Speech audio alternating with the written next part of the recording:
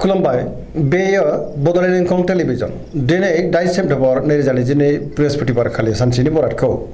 नोंथांमोननि खाथियाव लाबोदों आं सदानन्द दैमारिया।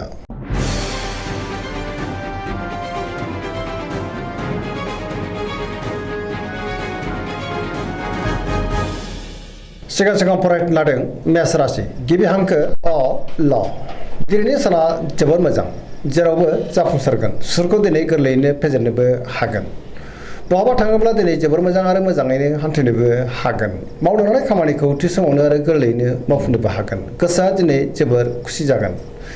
देहाया मोजाङै थागोन बहानिफ्रायबा मोजां खौरां फैनोबो हागौ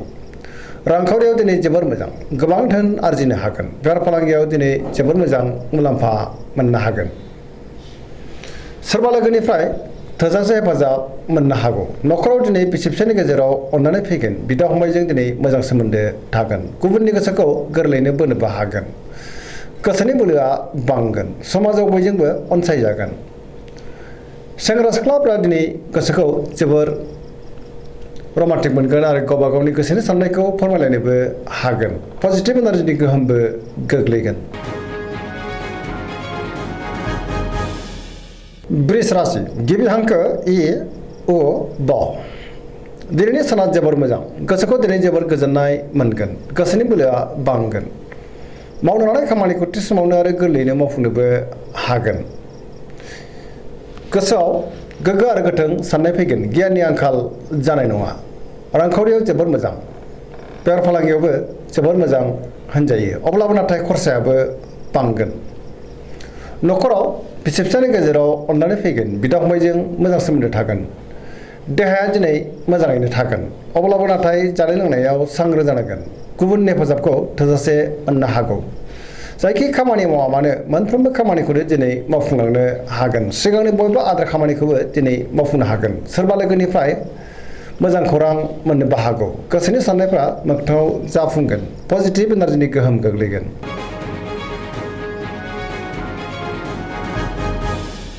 मिथुन राशि गिबि हांखो क स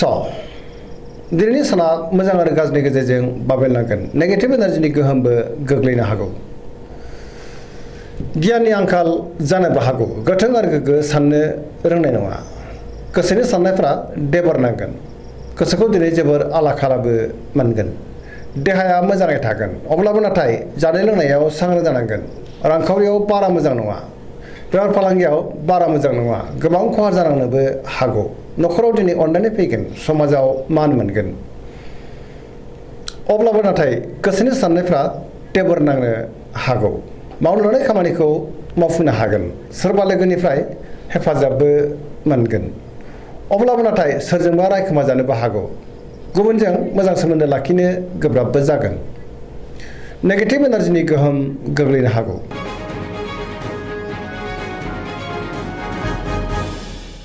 कर्कट राशि गिबि हांखो ड ह दिनैनि साना जोबोर मोजां गोसोखौ दिनै जोबोर गोजोननाय मोनगोन बहाबा हान्थिनो एबा दावबायनो खाबु मोननो हागौ सोरबा लोगोजों बाख्नाय जानोबो हागौ गोसोनि साननायफ्रा मोगथाङाव जाफुंगोन सिगांनि बबेबा आद्रा खामानिखौ दिनै मावफुंनो हागोन गोसोआव पजिटिभ साननाय फैगोन गोथों आरो गोग्गो साननो रोंगोन गियाननि आंखाल जानाय नङा मावनो लानाय खामानिखौबो थि समावनो मावफुंनो हागोन रांखावरियाव मोजां बेफार फालांगियावबो मोजां होनजायो नखरावबो दिनै अननानै फैगोन समाजाव लोगो लेवा बांगोन देहाया दिनै मोजाङै थागोन अब्लाबो नाथाय जानाय लोंनायाव सांग्रां जानांगोन गुबुननिफ्राय हेफाजाब मोननो हागौ समाजाव बयजोंबो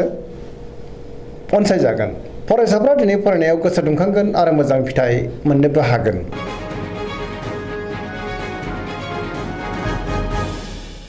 सिंह राशि गिबि हांखो म ट दिनैनि साना जोबोर मोजां गोसोआव पजिटिभ साननाय फैगोन गोथों आरो गोग्गो साननो रोंगोन गियाननि आंखाल जानाय नङा सोरबा लोगोनिफ्राय थोजासे हेफाजाबबो मोननो हागौ समाजाव बयजोंबो अनसायजागोन बहाबा थाङोब्ला दिनै जोबोर मोजां आरो मोजाङैनो हान्थिनोबो हागोन रांखावरियाव मोजां बेफार फालांगियावबो मोजां अब्लाबो नाथाय खरसायाबो बांगोन गुबुननि थाखाय गोबां मोजां खामानि मावनानै होनोबो हागोन गोसोनि साननायखौ दिनै गुबुननो फोरमायनोबो हागोन नखराव अनलायनाय फैगोन बिदा फंबायजों दिनै मोजां सोमोन्दो थागोन गुबुननि गोसोखौ गोरलैयैनो बोनोबो हागोन देहाया दिनै मोजाङै थागोन गुबुननि थाखाय मोजां खामानि मावनानै गोसोखौ दिनै जोबोर गोजोननायबो मोनगोन गोसोआ जोबोर रमान्टिकबो जागोन लाइमोनफ्रा गावबा गावनि गोसोनि साननायखौ फोरमायलायनोबो हागोन।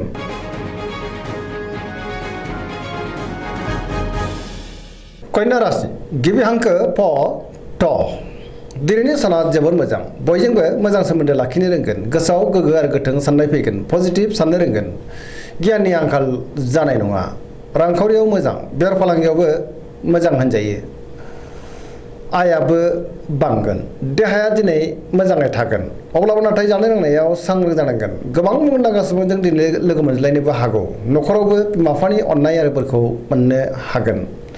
गोबां खामानियाव मुखुबबो थागोन सोरजोंबा बाख्नाय जानोबो हागौ पजिटिभ एनार्जिनि गोहोम गोग्लैगोन।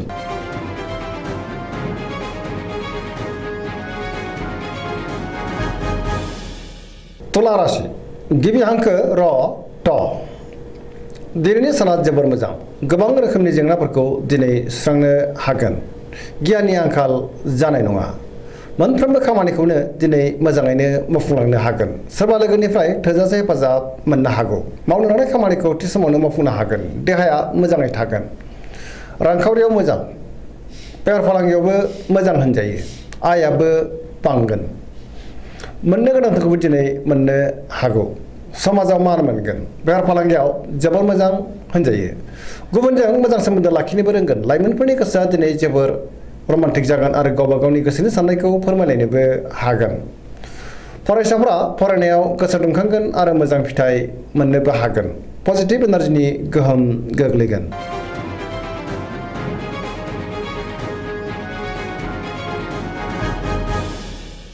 वृश्चिक राशि गिबि हांखो न स दिनैनि साना जोबोर मोजां बयनिबो अनसायनाय मोनगोन गुबुननि गोसोखौ दिनै गोरलैयैनो बोनो हागोन पजिटिभ एनार्जिनि गोहोमबो गोग्लैगोन समाजाव बयजोंबो अनसायजागोन गोसोआव गोगो आरो गोथों साननाय फैगोन गियाननि आंखाल जानाय नङा मावनो लानाय खामानिखौ थि समावनो आरो गोरलैयैनो मावफुंनोबो हागोन सिगांनि बयबो आद्रा खामानिखौबो दिनै मावफुंनो हागोन गोसोनि साननायफ्रा मोगथाङाव जाफुंगोन गोसोनि बोलोआबो बांगोन समाजाव बयजोंबो अनसायजागोन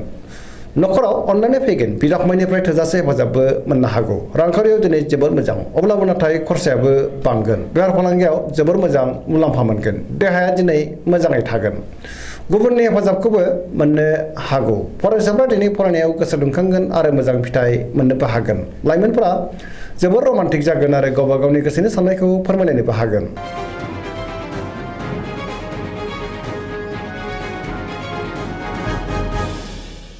धनु राशि गिबि हांखो ध फ भ दिनैनि साना मोजां आरो गाज्रिनि गेजेरजों बाबेनलांगोन गोसोआव गोनो गोथो साननाय फैगोन गियाननि आंखाल जानोबो हागौ सुथुराबो बांनो हागौ सोरनिबा गाज्रि नोजोर गोग्लैनोबो हागौ मावनो लानाय खामानिखौ थि समावनो मावफुंनो गोब्राब जागोन माबा नङा माबा मोनसे हेंथा फैनोबो हागौ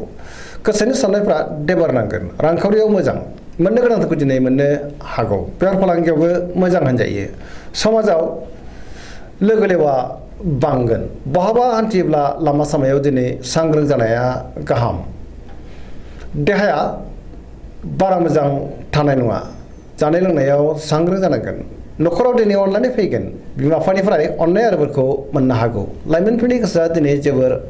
आला खाला जागोन नेगेटिभ एनार्जिनि गोहोमबो गोग्लैनो हागौ सांग्रां जानाया गाहाम।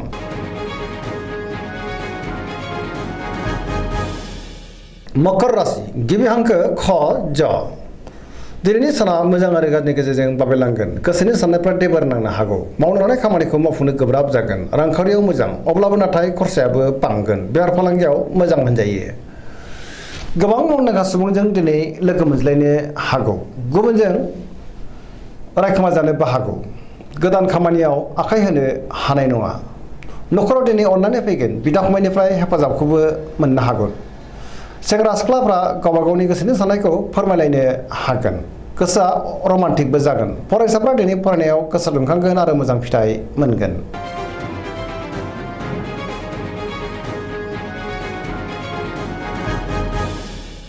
कुम्भ राशि गिबि हांखो ग स दिनैनि साना मोजां आरो गाज्रिनि गेजेरजों बाबेनलांगोन गोसोआव गोनो गोथो साननाय फैगोन गियाननि आंखाल जानोबो हागौ मावनो लानाय खामानिखौ थि समाव मावफुंनो हागोन अब्लाबो नाथाय माबा नङा माबा मोनसे गोरोन्थिबो जालांनो हागौ समाजाव मान मोनगोन गोबां मुंदांखा सुबुंजों दिनै लोगो मोनज्लायनोबो हागौ रांखावरियाव मोजां बहानिफ्रायबा मोजां खौरां फैनोबो हागौ देहाया बारा मोजां थानाय नङा गोबां रोखोमनि देहायारि जेंनाजों मोगा मोगि जानांनोबो हागौ जानाय लोंनायाव सांग्रां जानांगोन न'खराव दिनै अननानै फैगोन गुबुननि हेफाजाबखौबो मोनगोन बिमा बिफानि अननाय आरिफोरखौ मोननो हागौ बहाबा थाङोब्ला दिनै लामा सामायाव सांग्रां जानाया गाहाम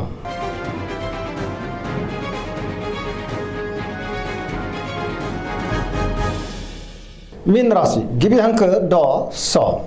दिनैनि साना जोबोर मोजां गुबुननि थाखाय गोबां मोजां खामानि मावनानै होनोबो हागोन गोसोआव पजिटिभ साननाय फैगोन गोथों आरो गोग्गो साननो रोंगोन गियाननि आंखाल जानाय नङा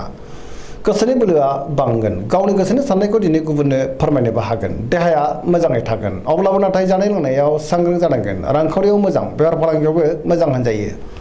न'खराव दिनै अनलायनाय फैगोन बिदा फंबायनिफ्राय थोजासे हेफाजाबबो मोननो हागौ सोरजोंबा बाख्नाय जागोन लाइमोनफ्रा जोबोर रमान्टिक जागोन आरो गावबा गावनि गोसोनि साननायखौ फोरमायलायनोबो हागोन गुबुननि थाखाय गोबां मोजां खामानि मावनानै होनोबो हागोन फरायसाफ्रा दिनै फरायनायाव गोसो दुंखांगोन आरो मोजां फिथाइ मोनगोन सिगांनि बयबा आद्रा खामानिखौबो दिनै मावफुंनो हागोन पजिटिभ एनार्जिनि गोहोमबो गोग्लैगोन दिनैनि राशि फरायनाया एसेनोसै जोबनायाव बेखौनो खावलायो जाहाथे नोंथांमोना सानफ्रामबो जोंनि बे बड'लेण्ड इंखं टेलिभिजनखौ नायबाय थायो आरो साबस्क्राइब खालामो लोगोसे लाइक खालामो आरो शेयार खालामो एसेनोसै गोजोन्थों